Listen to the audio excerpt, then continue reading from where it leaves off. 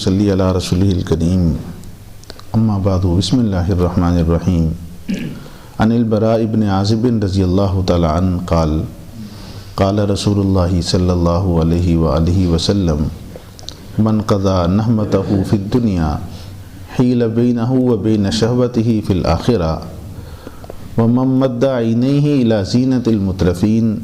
کان مہینا فی ملکوت السماوات ومن صبر علی القوت الشدید صبرا جمیلا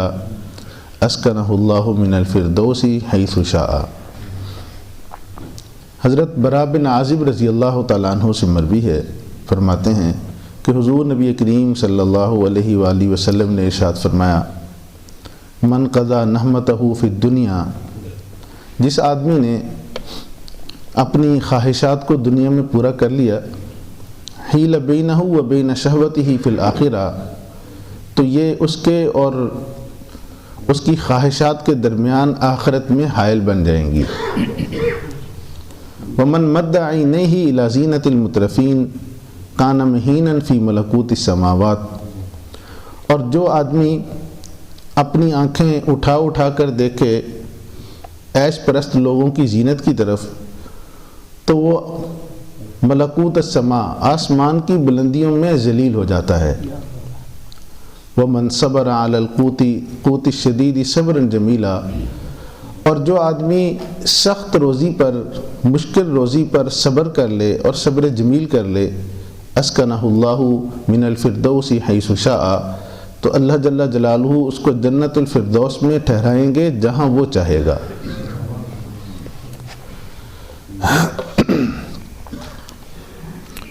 اس روایت کا حاصل یہ ہے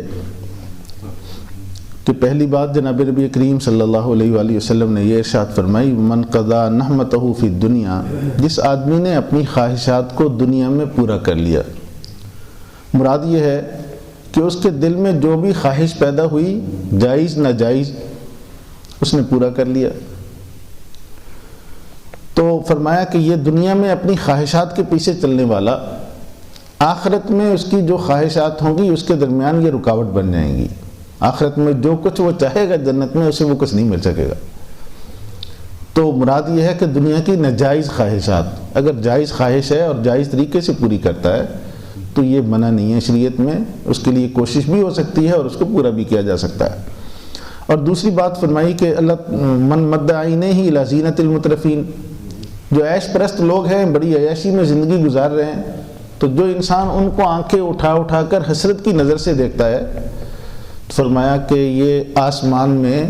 ذلیل ہو کر رہ جاتا ہے۔ کچھ دیکھتے ہیں،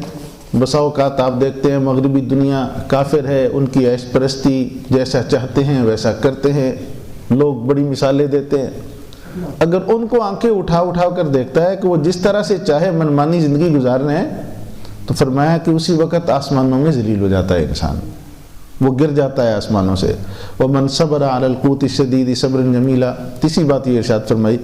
کہ جو آدمی مشکل روزی پر صبر کر لے،